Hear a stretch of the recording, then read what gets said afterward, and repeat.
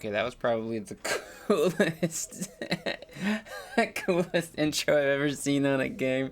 Welcome back to the channel. We were doing our second video in the series of the Stanley Parable Ultra Deluxe. Here we go. This is the game that never ends, by the way. Thanks for being here. We're gonna skip. We can skip it since we know. Quit the game and then start it again. Hey, we got another achievement. All right, so now we need to do something different than what the narrator said, right? All of his co-workers were gone. What could it mean? Stanley decided to go to the meeting room. Perhaps he had simply missed a memo.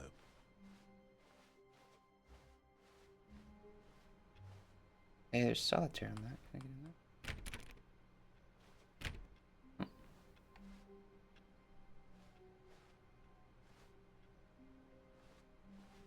Okay.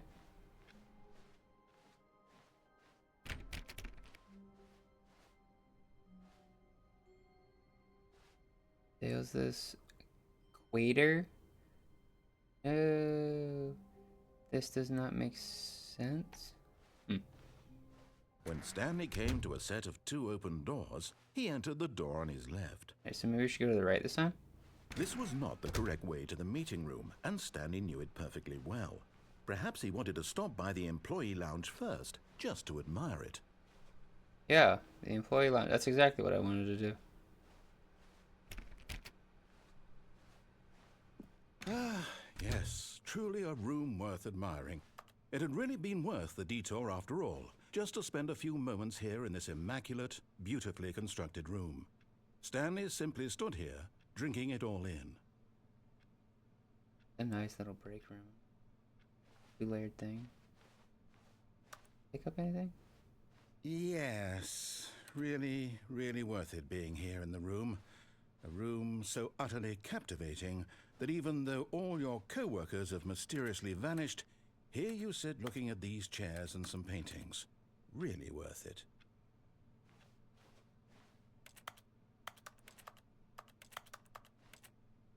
At this point, Stanley's obsession with this room bordered on creepy and reflected poorly on his overall personality. It's possible that this is why everyone left. But at last, he'd had enough of the amazing room and took the first open door on his left to get back to business.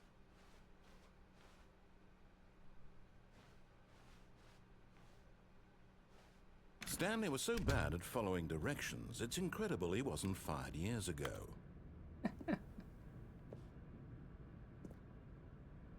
Alright.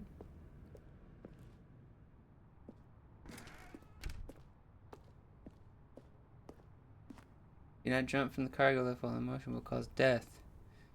Doesn't happen for jumping off the cargo lift.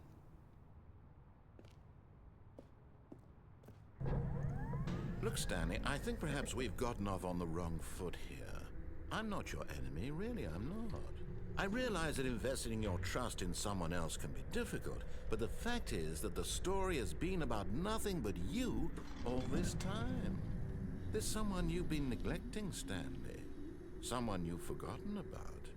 Please, stop trying to make every decision by yourself. Now, I'm not asking for me, I'm asking for her. Who's her? This is it, Stanley. Your chance to redeem yourself. To put your work aside. To let her back into your life. She's been waiting. Who's been waiting?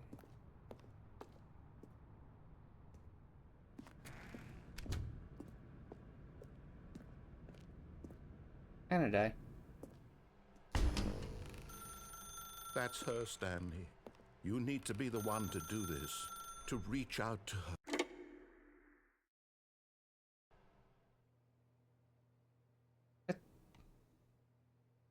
Oh, Stanley, is that you? Hold on, sweetie. Sorry to keep you waiting. I'm just pulling the bread out of the oven.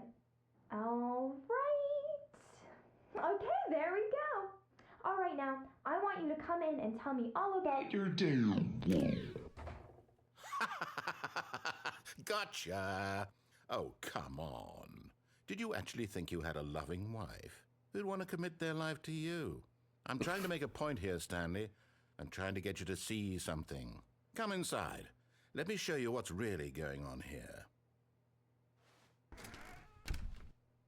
This is a very sad story about the death of a man named Stanley. Stanley is quite a boring fellow. He has a job that demands nothing of him, and every button that he pushes is a reminder of the inconsequential nature of his existence. Look at him there, pushing buttons, doing exactly what he's told to do. Now he's pushing a button. Now he's eating lunch. Now he's going home. Now he's coming back to work. One might even feel sorry for him, except that he's chosen this life. But in his mind, he can go on fantastic adventures. From behind his desk, Stanley dreamed of wild expeditions into the unknown, fantastic discoveries of new lands. It was wonderful, and each day that he returned to work was a reminder that none of it would ever happen to him. And so he began to fantasize about his own job. First, he imagined that one day while at work, he stepped up from his desk to realize that all of his co-workers, his boss, everyone in the building had suddenly vanished off the face of the earth. The thought excited him terribly. So he went further. He imagined that he came to 2 open doors and that he could go through either. At last, choice. It barely even mattered what lay behind each door.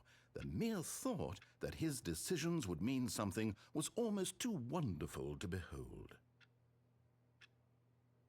As he wandered through this fantasy world, he began to fill it with many possible paths and destinations. Down one path lay an enormous round room with monitors and mind controls.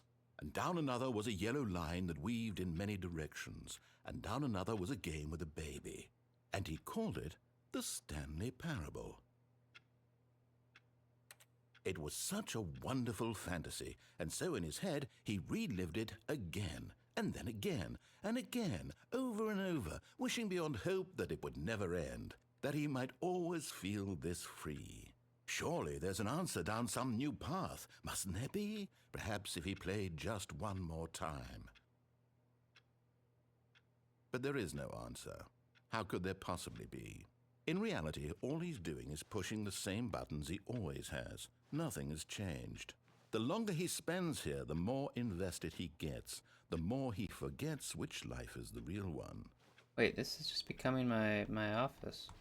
And I'm trying to tell him this, that in this world he can never be anything but an observer, that as long as he remains here, he's slowly killing himself.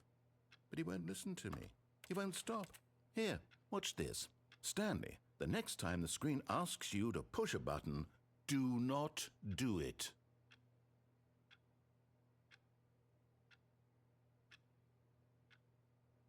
What happens if I don't do it? There, you know?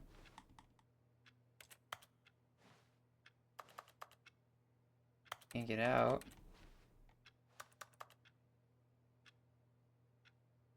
Button I can push.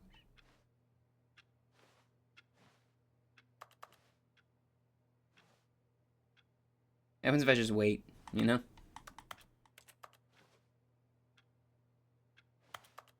You see? Can he just not hear me? How can I tell him in a way that he'll understand that every second he remains here, he's electing to kill himself? How can I get him to see what I see? How can I make him look at himself? Read a question, nothing. I suppose I can't, not in the way I want him to. But I don't make the rules. I simply play to my intended purpose, the same as Stanley. We're not so different, I suppose. I'll try once more to convey all this to him. I'm compelled to. I must. Perhaps, well, maybe this time he'll see. Maybe this time. And I tried again, and Stanley pushed a button. And I tried again, and Stanley pushed a button. And I tried. What?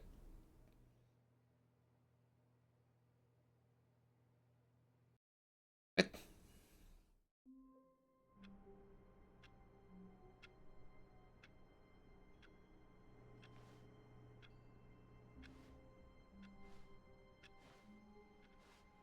All of his co-workers were gone. Yeah. What could it mean? It restarted. Stanley decided to go to the meeting room. Okay, well, that's round number 2. We found out a little bit more. So the first episode said that this was all under mind control, but that most recent ending that we found to our little adventure said that this is all in Stanley's mind. So we're going to continue our playthrough to see if we can get any other answers. Maybe we'll figure it out. Maybe we won't. I have no idea. But thank you for being here. Thanks for watching. Be on the lookout for the next one.